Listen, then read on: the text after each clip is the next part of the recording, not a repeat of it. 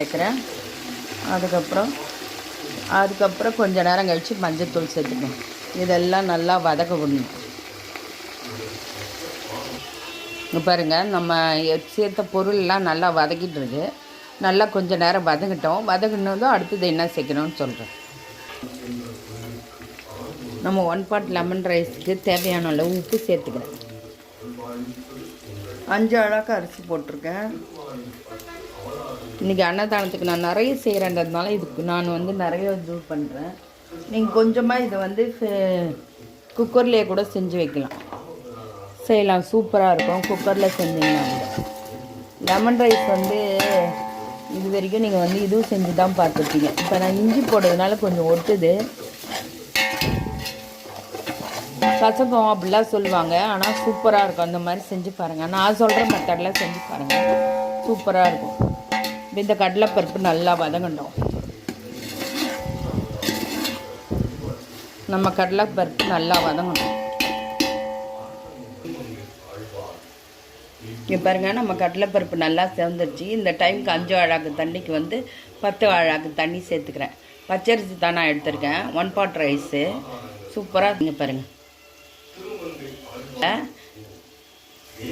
இந்த ஸ்டேஜில் நான் கொஞ்சோண்டு மிளகா, அரைச்சி வச்ச மிளகா காரத்துக்கு சேர்த்துக்கிறேன். சூப்பராக இருக்கும், டிஃப்ரெண்ட்டாக இருக்கும் இந்த சாப்பாடு.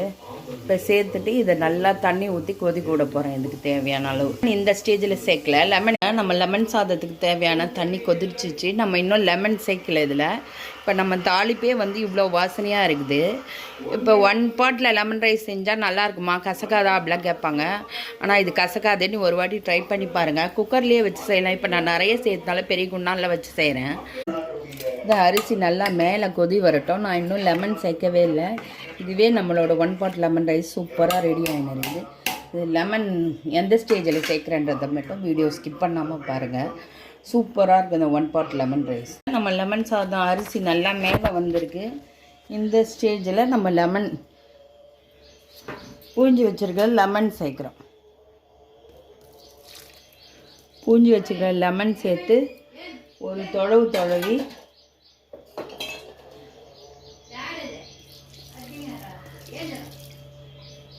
தொழவி டம் போட்டோம்னா சூப்பரான நம்ம 1 பாட் லெமன் ரைஸ் ரெடி ஆகிடும்.